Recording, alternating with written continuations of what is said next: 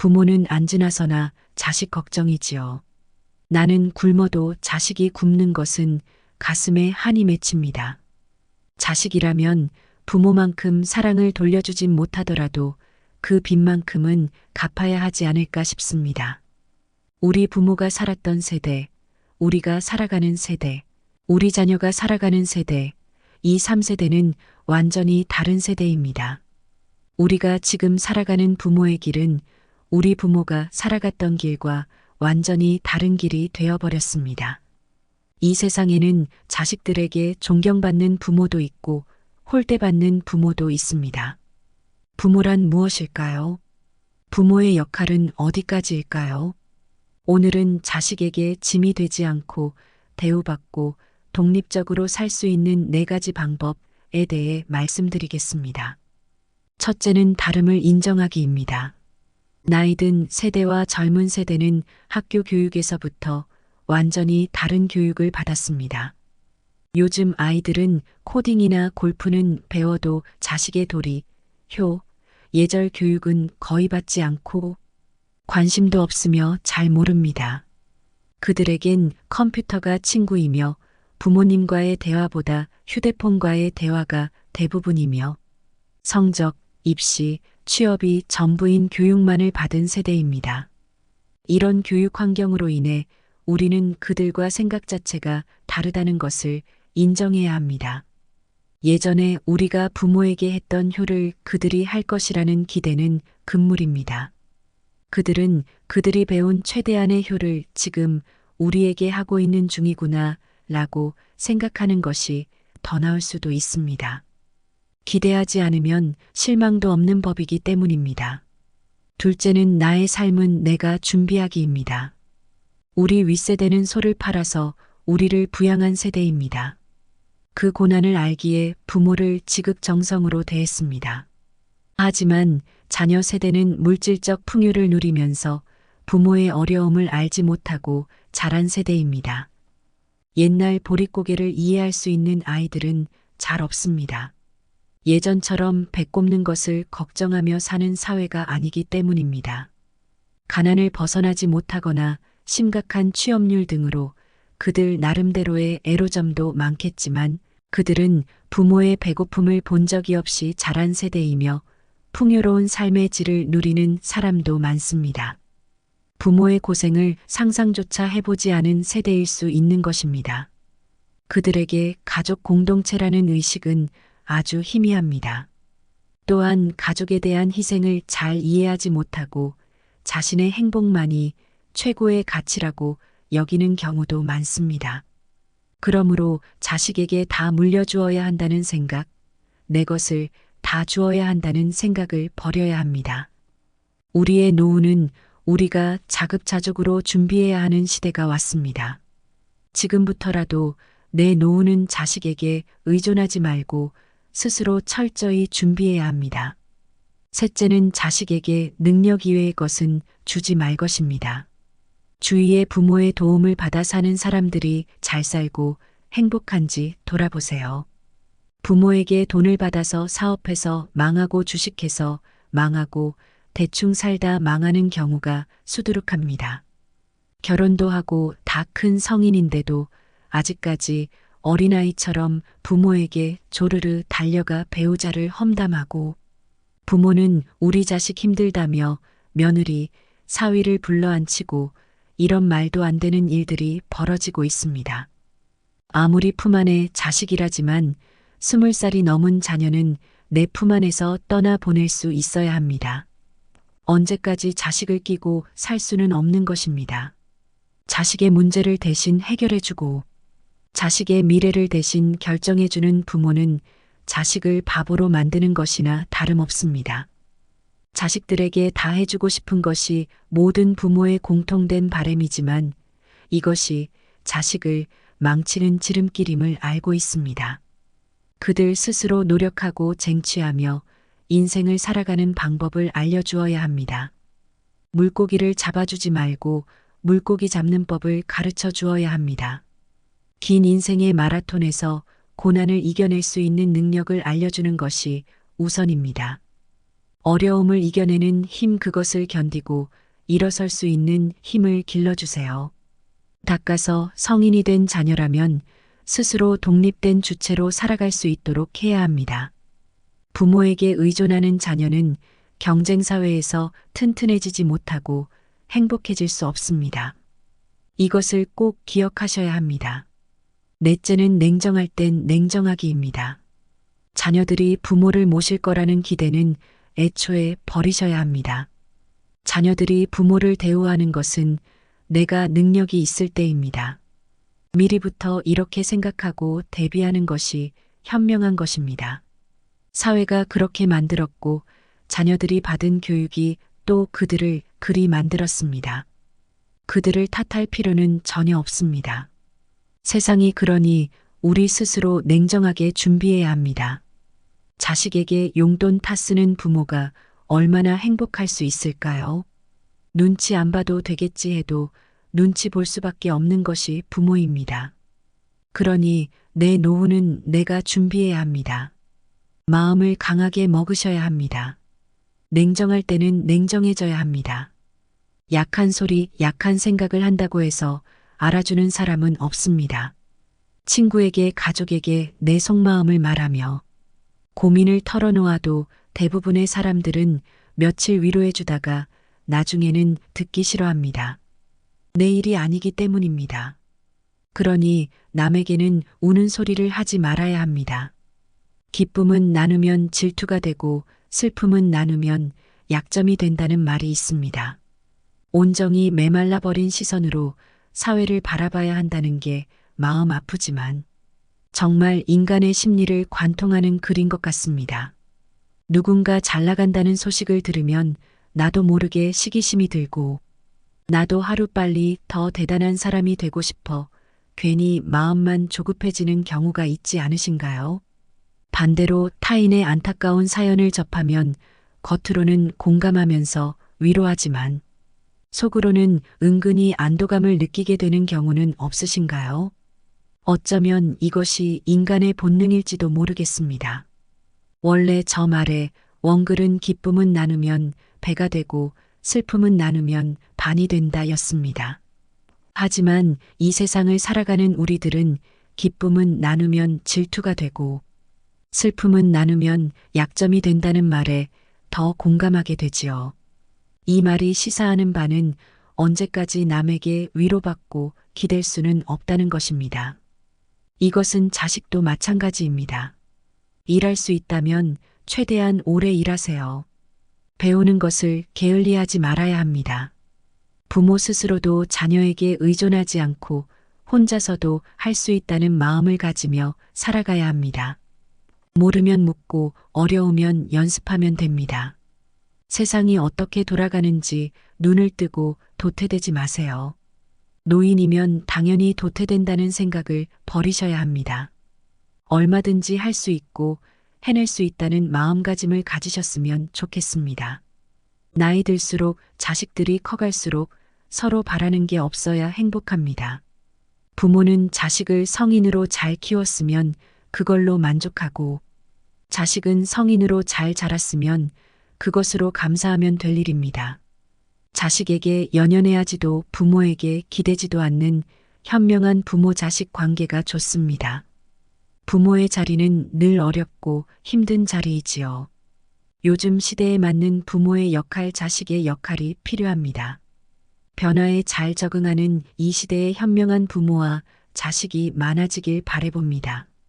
노마지로, 즉 늙은 말이 갈 길을 안다는 사자성어가 있습니다. 춘추전국 시대 제나라 황공이 토벌원정에 나섰다가 겨울에 돌아오며 길을 잃어버렸는데 재산관중이 늙은 말은 지혜가 쓸만하다며 늙은 말을 풀어놓고 늙은 말이 가는 대로 따라가 길을 찾았다는 이야기입니다. 늙을수록 경험을 쌓아 사리에 통달하는 지혜를 습득한다는 뜻입니다.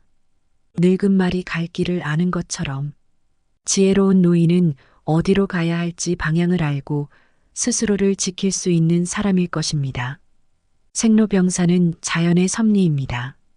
요즘 시대에 나이 들어 노화나 질병으로 어쩔 수 없이 요양원, 요양병원에 가게 되는 것이 요즘의 실태입니다. 행복한 죽음은 자기 집에서 자손들의 보살핌으로 살다가 죽는 것이 어쩌면 가장 행복한 죽음이 아닐까 생각합니다.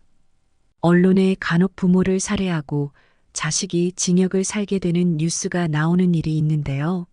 몇 년 전에 어머니를 살해한 30대 남성에게 대법원이 징역 20년형을 확정한 일이 있었습니다. 어머니로부터 꾸중을 들었다는 게 이 끔찍한 일의 발단이었습니다. 38살 아들은 술에 취해서 TV를 보다가 어머니로부터 꾸지람을 들었습니다. 아들은 평소에도 잦은 음주 등으로 꾸중을 들었던 것으로 알려졌습니다. 당시 어머니는 가만히 있지 말고 뭐라도 하라는 내용으로 아들을 꾸짖은 것으로 조사됐습니다. 그런데 이날 꾸중을 듣는 과정에서 뺨을 맞은 아들은 급기야 어머니에게 의자와 흉기를 휘둘렀고 의식을 잃어가는 어머니를 내버려 둔 채 달아나기까지 했습니다. 안타까운 건 아들의 흉기에 찔린 어머니가 죽어가면서도 아들에게 옷을 갈아입고 얼른 도망가거라 이렇게 말한 것입니다. 마지막 순간까지도 아들을 걱정했던 부모의 마음을 어떻게 헤아릴 수가 있을까요? 앞서 1심과 2심 재판부는 범행 수법이 참혹할 뿐만 아니라 아들은 단지 범행이 발각될 것이 두려워서 의식을 잃어가는 어머니를 위한 구호 조치는커녕 현장의 어머니를 방치하고 달아났다며 중형을 선고했는데요. 대법원 역시 이런 형량이 부당하지 않다고 판단했습니다. 죽어가면서도 아들을 걱정했던 어머니와 그런 어머니를 살해하고도 형량을 줄여보겠다며 상소에 상소를 거듭한 파렴치한 아들의 이야기를 들으시니 어떤 마음이 드시나요? 많은 분들이 부모님이 낳아주시고 키워주신 것도 평생 효도해야 하는데 그저 눈물이 난다며 분개했습니다. 특히 어머니의 마지막 말에 주목하며 안타까워한 이들이 많았습니다. 죽어가면서도 아들에게 옷을 갈아입고 도망치라고 했다는 어머니의 모습을 떠올리면 가슴이 너무 아프지요. 자식을 위하는 부모의 마음과 극명하게 대비되는 것이 부모를 버리고 싶어하는 자식의 마음일 것입니다. 다음은 부모를 버리고 싶어하는 자식의 마음에 대한 이야기를 해보려고 합니다. 어느 할머니가 건강상의 문제로 가까운 요양병원에 입원 치료를 한 적이 있으셨습니다. 요양병원에는 많은 노인분들이 병실에 누워 계셨습니다. 초점 없는 눈동자로 가만히 누워 천장만 바라보고 있던 분도 있었고, 치매에 걸려서 같은 말을 반복하고 끊임없이 자식을 찾던 분도 있었습니다. 하지만 그 할머니가 아무리 외쳐도 아무도 그 할머니에게 눈길을 주지 않았고, 할머니가 하는 말에 귀 기울여 주지 않았습니다.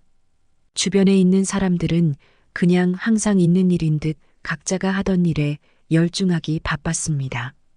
하루 종일 기저귀를 채워두고 잘 갈아주지도 않고 불안하게 움직인다며 하루 종일 정신과 약을 먹이고 계속 재우는 경우도 많았습니다. 못된 요양보호사를 만나게 되면 본인이 스트레스 받는다고 노인들을 꼬집는 경우도 있고 말귀를 알아먹지 못한다며 소리치는 것은 다반사인 경우도 있습니다. 다음은 또 다른 이야기입니다. 어느 막내 아들이 시골에 있다는 이유로 모친을 돌보게 되었습니다. 그래서 시골 인근의 요양병원에 모친을 입원시키고 막내 아들이 매일 출퇴근하며 돌보고 있습니다. 그러는 동안 막내 아들은 내심 뿌듯했습니다.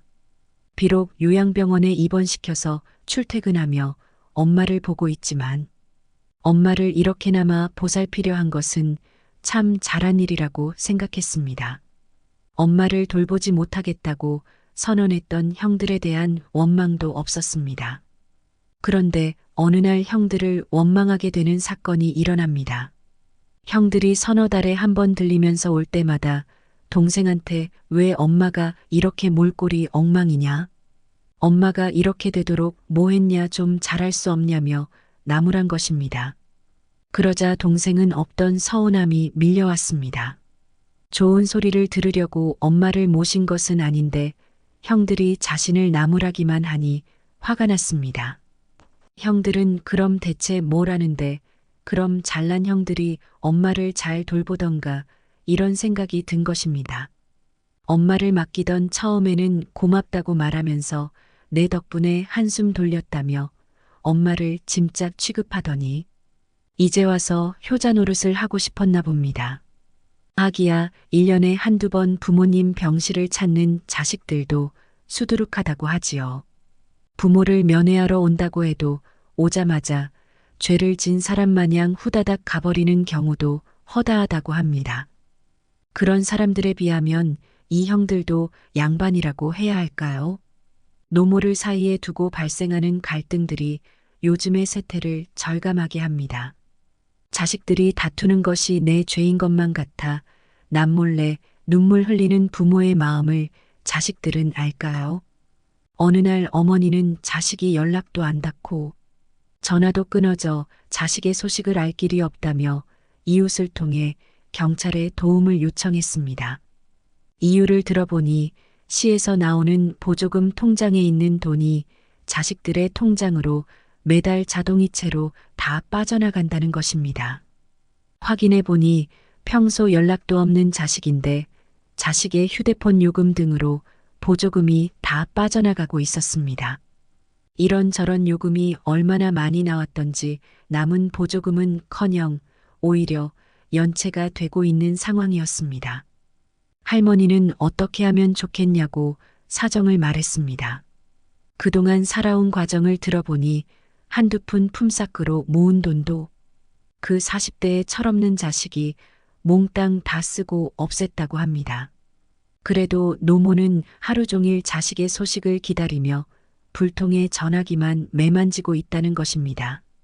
이런 일들이 우리 주위에서 비일비재하게 일어나고 있다고 합니다. 어떤 할머니는 젊어서부터 종이 박스를 주워 팔아서 아끼고 아껴 모은 돈으로 오갈 데 없는 딸아이 하나를 데려다 키웠습니다. 내 자식이라 여기며 피땀 흘려 번 돈으로 공부시켜서 시집을 보냈다고 합니다. 하지만 딸은 엄마가 길에서 종이 고물이나 주워가며 사는 것이 계속 못마땅했다고 합니다.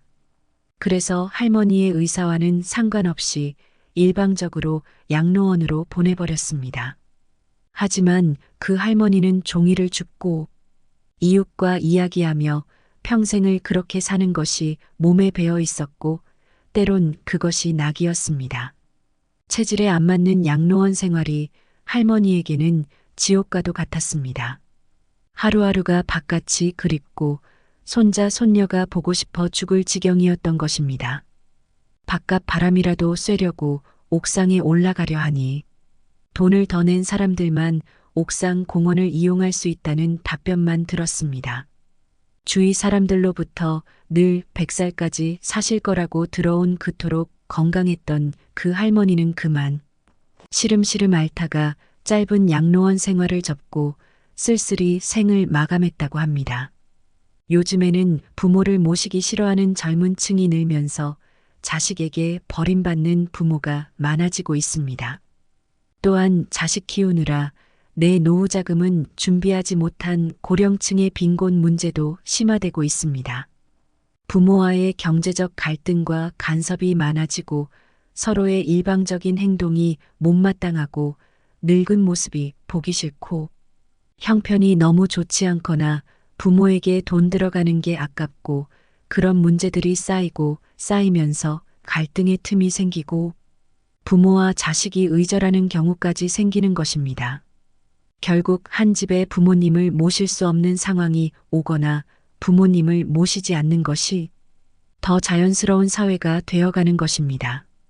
자식을 낳고 기른 이 세상의 수많은 부모들이 자식 손자의 걱정과 그리움으로 살다가 요양원과 요양병원에서 생을 마감하고 있습니다. 여러분, 나이 들어 허리 펴고 사는 인생은 누구나 꿈꾸는 노후겠지요. 하지만 돈만 있다고 해서 되는 것은 아닐 것입니다. 살아가면서 우리에겐 많은 도구가 필요합니다. 돈도 필요하지만 건강도 일도 사랑도 필요하고 무엇보다 행복한 인간관계도 필요합니다. 필요한 도구들이 균형을 이루며 자전거 바퀴처럼 잘 돌아가주면 좋으련만 인생은 왜 그리 잔혹한지 내 뜻대로 되질 않습니다. 마치 누군가 우리의 고통을 시험하기라도 하듯 삶은 내 마음과는 다릅니다. 이러한 세상 속에서 나는 어찌 균형을 잡으며 나 다움을 지키며 흔들림 없이 당당하게 살아갈 수 있을까 한 번쯤 고민해 보셨으면 좋겠습니다. 어떤 삶을 살아가시든 그 속에서 행복과 즐거움을 찾으시길 바랍니다. 부모는 안 지나서나 자식 걱정이지요. 나는 굶어도 자식이 굶는 것은 가슴에 한이 맺힙니다. 자식이라면 부모만큼 사랑을 돌려주진 못하더라도 그 빚만큼은 갚아야 하지 않을까 싶습니다. 우리 부모가 살았던 세대, 우리가 살아가는 세대, 우리 자녀가 살아가는 세대, 이 3세대는 완전히 다른 세대입니다. 우리가 지금 살아가는 부모의 길은 우리 부모가 살아갔던 길과 완전히 다른 길이 되어버렸습니다. 이 세상에는 자식들에게 존경받는 부모도 있고 홀대받는 부모도 있습니다. 부모란 무엇일까요? 부모의 역할은 어디까지일까요? 오늘은 자식에게 짐이 되지 않고 대우받고 독립적으로 살 수 있는 4가지 방법에 대해 말씀드리겠습니다.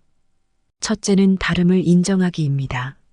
나이든 세대와 젊은 세대는 학교 교육에서부터 완전히 다른 교육을 받았습니다.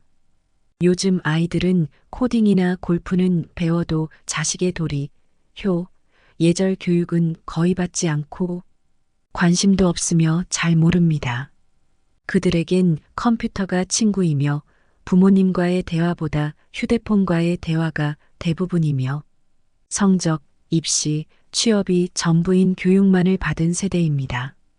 이런 교육 환경으로 인해 우리는 그들과 생각 자체가 다르다는 것을 인정해야 합니다. 예전에 우리가 부모에게 했던 효를 그들이 할 것이라는 기대는 금물입니다. 그들은 그들이 배운 최대한의 효를 지금 우리에게 하고 있는 중이구나 라고 생각하는 것이 더 나을 수도 있습니다. 기대하지 않으면 실망도 없는 법이기 때문입니다. 둘째는 나의 삶은 내가 준비하기입니다. 우리 윗세대는 소를 팔아서 우리를 부양한 세대입니다. 그 고난을 알기에 부모를 지극정성으로 대했습니다. 하지만 자녀 세대는 물질적 풍요를 누리면서 부모의 어려움을 알지 못하고 자란 세대입니다. 옛날 보릿고개를 이해할 수 있는 아이들은 잘 없습니다. 예전처럼 배 꼽는 것을 걱정하며 사는 사회가 아니기 때문입니다. 가난을 벗어나지 못하거나 심각한 취업률 등으로 그들 나름대로의 애로점도 많겠지만 그들은 부모의 배고픔을 본 적이 없이 자란 세대이며 풍요로운 삶의 질을 누리는 사람도 많습니다. 부모의 고생을 상상조차 해보지 않은 세대일 수 있는 것입니다. 그들에게 가족 공동체라는 의식은 아주 희미합니다. 또한 가족에 대한 희생을 잘 이해하지 못하고 자신의 행복만이 최고의 가치라고 여기는 경우도 많습니다. 그러므로 자식에게 다 물려주어야 한다는 생각, 내 것을 다 주어야 한다는 생각을 버려야 합니다. 우리의 노후는 우리가 자급자족으로 준비해야 하는 시대가 왔습니다. 지금부터라도 내 노후는 자식에게 의존하지 말고 스스로 철저히 준비해야 합니다. 셋째는 자식에게 능력 이외의 것은 주지 말 것입니다. 주위의 부모의 도움을 받아 사는 사람들이 잘 살고 행복한지 돌아보세요. 부모에게 돈을 받아서 사업해서 망하고 주식해서 망하고 대충 살다 망하는 경우가 수두룩합니다. 결혼도 하고 다 큰 성인인데도 아직까지 어린아이처럼 부모에게 조르르 달려가 배우자를 험담하고 부모는 우리 자식 힘들다며 며느리, 사위를 불러앉히고 이런 말도 안 되는 일들이 벌어지고 있습니다. 아무리 품 안에 자식이라지만 20살이 넘은 자녀는 내 품 안에서 떠나 보낼 수 있어야 합니다. 언제까지 자식을 끼고 살 수는 없는 것입니다. 자식의 문제를 대신 해결해주고 자식의 미래를 대신 결정해주는 부모는 자식을 바보로 만드는 것이나 다름없습니다. 자식들에게 다 해주고 싶은 것이 모든 부모의 공통된 바람이지만 이것이 자식을 망치는 지름길임을 알고 있습니다. 그들 스스로 노력하고 쟁취하며 인생을 살아가는 방법을 알려주어야 합니다. 물고기를 잡아주지 말고 물고기 잡는 법을 가르쳐 주어야 합니다. 긴 인생의 마라톤에서 고난을 이겨낼 수 있는 능력을 알려주는 것이 우선입니다. 어려움을 이겨내는 힘 그것을 견디고 일어설 수 있는 힘을 길러주세요. 닦아서 성인이 된 자녀라면 스스로 독립된 주체로 살아갈 수 있도록 해야 합니다. 부모에게 의존하는 자녀는 경쟁사회에서 튼튼해지지 못하고 행복해질 수 없습니다. 이것을 꼭 기억하셔야 합니다. 넷째는 냉정할 땐 냉정하기입니다. 자녀들이 부모를 모실 거라는 기대는 애초에 버리셔야 합니다. 자녀들이 부모를 대우하는 것은 내가 능력이 있을 때입니다. 미리부터 이렇게 생각하고 대비하는 것이 현명한 것입니다. 사회가 그렇게 만들었고 자녀들이 받은 교육이 또 그들을 그리 만들었습니다. 그들을 탓할 필요는 전혀 없습니다. 세상이 그러니 우리 스스로 냉정하게 준비해야 합니다. 자식에게 용돈 타 쓰는 부모가 얼마나 행복할 수 있을까요? 눈치 안 봐도 되겠지 해도 눈치 볼 수밖에 없는 것이 부모입니다. 그러니 내 노후는 내가 준비해야 합니다. 마음을 강하게 먹으셔야 합니다. 냉정할 때는 냉정해져야 합니다. 약한 소리, 약한 생각을 한다고 해서 알아주는 사람은 없습니다. 친구에게, 가족에게 내 속마음을 말하며 고민을 털어놓아도 대부분의 사람들은 며칠 위로해주다가 나중에는 듣기 싫어합니다. 내 일이 아니기 때문입니다. 그러니 남에게는 우는 소리를 하지 말아야 합니다. 기쁨은 나누면 질투가 되고 슬픔은 나누면 약점이 된다는 말이 있습니다. 온정이 메말라 버린 시선으로 사회를 바라봐야 한다는 게 마음 아프지만 정말 인간의 심리를 관통하는 글인 것 같습니다.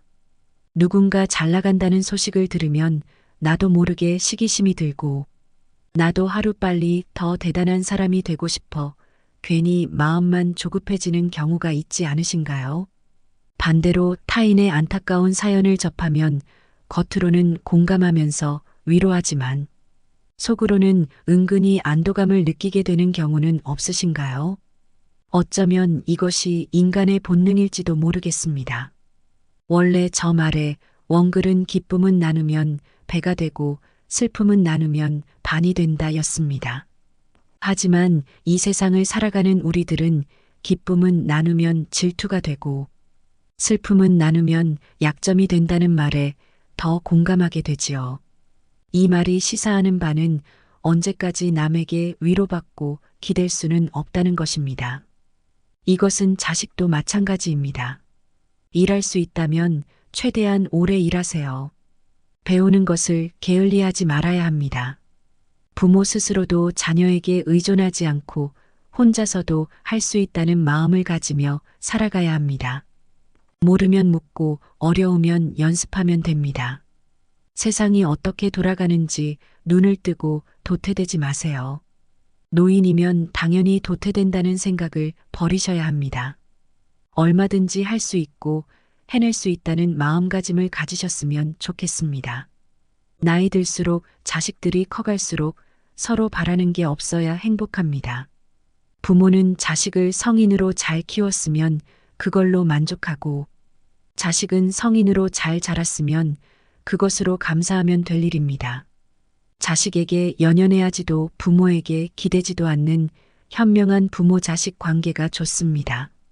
부모의 자리는 늘 어렵고 힘든 자리이지요. 요즘 시대에 맞는 부모의 역할, 자식의 역할이 필요합니다.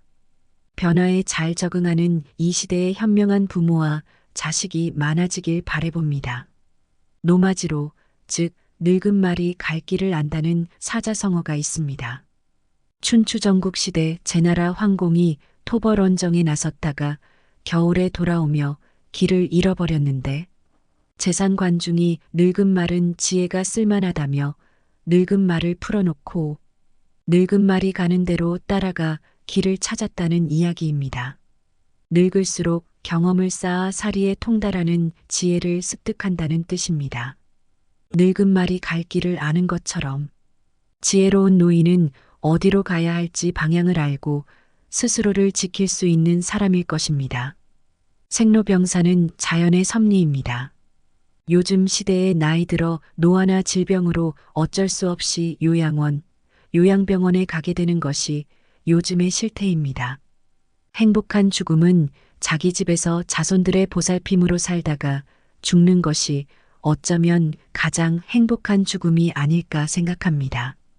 언론에 간혹 부모를 살해하고 자식이 징역을 살게 되는 뉴스가 나오는 일이 있는데요.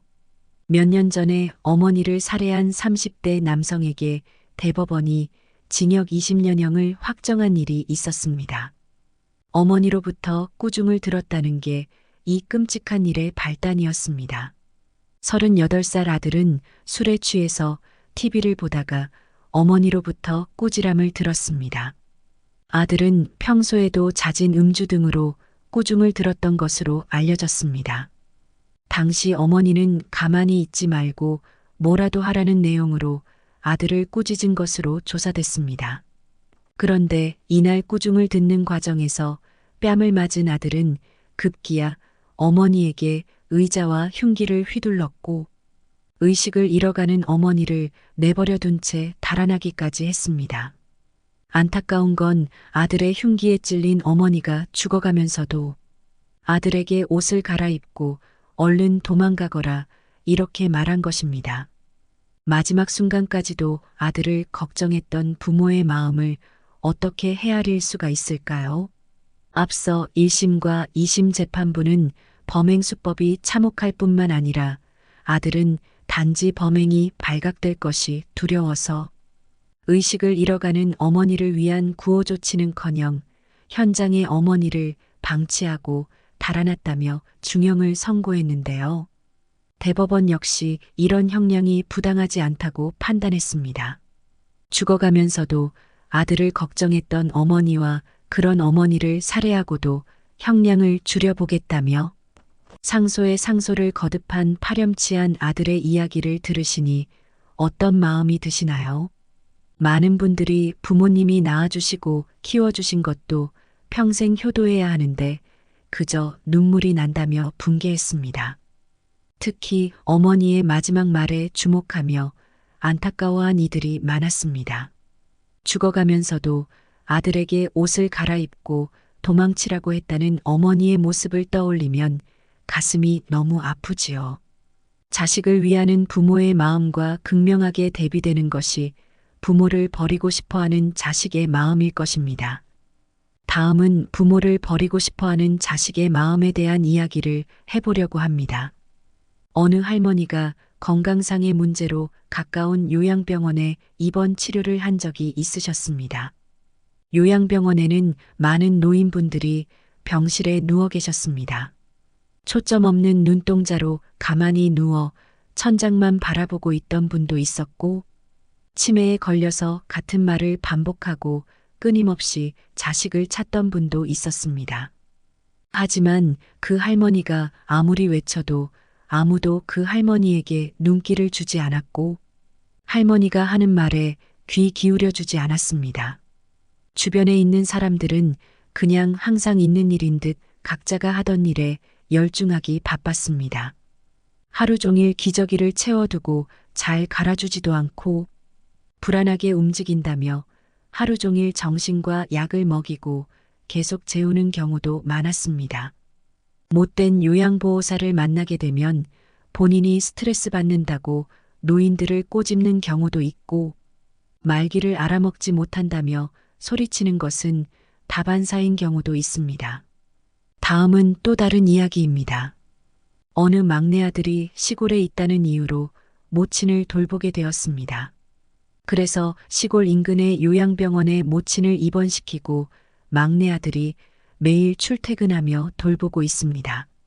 그러는 동안 막내 아들은 내심 뿌듯했습니다.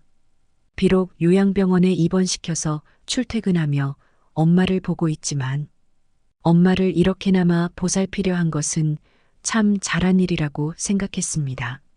엄마를 돌보지 못하겠다고 선언했던 형들에 대한 원망도 없었습니다.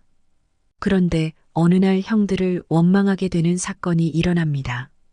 형들이 서너 달에 한 번 들리면서 올 때마다 동생한테 왜 엄마가 이렇게 몰골이 엉망이냐? 엄마가 이렇게 되도록 뭐 했냐 좀 잘할 수 없냐며 나무란 것입니다. 그러자 동생은 없던 서운함이 밀려왔습니다. 좋은 소리를 들으려고 엄마를 모신 것은 아닌데 형들이 자신을 나무라기만 하니 화가 났습니다. 형들은 그럼 대체 뭘 하는데 그럼 잘난 형들이 엄마를 잘 돌보던가 이런 생각이 든 것입니다. 엄마를 맡기던 처음에는 고맙다고 말하면서 내 덕분에 한숨 돌렸다며 엄마를 짐짝 취급하더니 이제 와서 효자 노릇을 하고 싶었나 봅니다. 하기야 1년에 한두 번 부모님 병실을 찾는 자식들도 수두룩하다고 하지요. 부모를 면회하러 온다고 해도 오자마자 죄를 진 사람 마냥 후다닥 가버리는 경우도 허다하다고 합니다. 그런 사람들에 비하면 이 형들도 양반이라고 해야 할까요? 노모를 사이에 두고 발생하는 갈등들이 요즘의 세태를 절감하게 합니다. 자식들이 다투는 것이 내 죄인 것만 같아 남몰래 눈물 흘리는 부모의 마음을 자식들은 알까요? 어느 날 어머니는 자식이 연락도 안 닿고 전화도 끊어져 자식의 소식을 알 길이 없다며 이웃을 통해 경찰에 도움을 요청했습니다. 이유를 들어보니 시에서 나오는 보조금 통장에 있는 돈이 자식들의 통장으로 매달 자동이체로 다 빠져나간다는 것입니다. 확인해 보니 평소 연락도 없는 자식인데 자식의 휴대폰 요금 등으로 보조금이 다 빠져나가고 있었습니다. 이런저런 요금이 얼마나 많이 나왔던지 남은 보조금은커녕 오히려 연체가 되고 있는 상황이었습니다. 할머니는 어떻게 하면 좋겠냐고 사정을 말했습니다. 그동안 살아온 과정을 들어보니 한두 푼 품삯으로 모은 돈도 그 40대의 철없는 자식이 몽땅 다 쓰고 없앴다고 합니다. 그래도 노모는 하루 종일 자식의 소식을 기다리며 불통의 전화기만 매만지고 있다는 것입니다. 이런 일들이 우리 주위에서 비일비재하게 일어나고 있다고 합니다. 어떤 할머니는 젊어서부터 종이 박스를 주워 팔아서 아끼고 아껴 모은 돈으로 오갈 데 없는 딸아이 하나를 데려다 키웠습니다. 내 자식이라 여기며 피땀 흘려 번 돈으로 공부시켜서 시집을 보냈다고 합니다. 하지만 딸은 엄마가 길에서 종이 고물이나 주워가며 사는 것이 계속 못마땅했다고 합니다. 그래서 할머니의 의사와는 상관없이 일방적으로 양로원으로 보내버렸습니다. 하지만 그 할머니는 종이를 줍고 이웃과 이야기하며 평생을 그렇게 사는 것이 몸에 배어 있었고 때론 그것이 낙이었습니다. 체질에 안 맞는 양로원 생활이 할머니에게는 지옥과도 같았습니다. 하루하루가 바깥이 그립고 손자 손녀가 보고 싶어 죽을 지경이었던 것입니다. 바깥 바람이라도 쐬려고 옥상에 올라가려 하니 돈을 더 낸 사람들만 옥상 공원을 이용할 수 있다는 답변만 들었습니다. 주위 사람들로부터 늘 100살까지 사실 거라고 들어온 그토록 건강했던 그 할머니는 그만 시름시름 앓다가 짧은 양로원 생활을 접고 쓸쓸히 생을 마감했다고 합니다. 요즘에는 부모를 모시기 싫어하는 젊은 층이 늘면서 자식에게 버림받는 부모가 많아지고 있습니다. 또한 자식 키우느라 내 노후 자금은 준비하지 못한 고령층의 빈곤 문제도 심화되고 있습니다. 부모와의 경제적 갈등과 간섭이 많아지고 서로의 일방적인 행동이 못마땅하고 늙은 모습이 보기 싫고 형편이 너무 좋지 않거나 부모에게 돈 들어가는 게 아깝고 그런 문제들이 쌓이고 쌓이면서 갈등의 틈이 생기고 부모와 자식이 의절하는 경우까지 생기는 것입니다. 결국 한 집에 부모님을 모실 수 없는 상황이 오거나 부모님을 모시지 않는 것이 더 자연스러운 사회가 되어가는 것입니다. 자식을 낳고 기른 이 세상의 수많은 부모들이 자식 손자의 걱정과 그리움으로 살다가 요양원과 요양병원에서 생을 마감하고 있습니다. 여러분, 나이 들어 허리 펴고 사는 인생은 누구나 꿈꾸는 노후겠지요. 하지만 돈만 있다고 해서 되는 것은 아닐 것입니다. 살아가면서 우리에겐 많은 도구가 필요합니다. 돈도 필요하지만 건강도 일도 사랑도 필요하고 무엇보다 행복한 인간관계도 필요합니다. 필요한 도구들이 균형을 이루며 자전거 바퀴처럼 잘 돌아가주면 좋으련만 인생은 왜 그리 잔혹한지 내 뜻대로 되질 않습니다. 마치 누군가 우리의 고통을 시험하기라도 하듯 삶은 내 마음과는 다릅니다. 이러한 세상 속에서 나는 어찌 균형을 잡으며 나 다움을 지키며 흔들림 없이 당당하게 살아갈 수 있을까 한 번쯤 고민해 보셨으면 좋겠습니다. 어떤 삶을 살아가시든 그 속에서 행복과 즐거움을 찾으시길 바랍니다.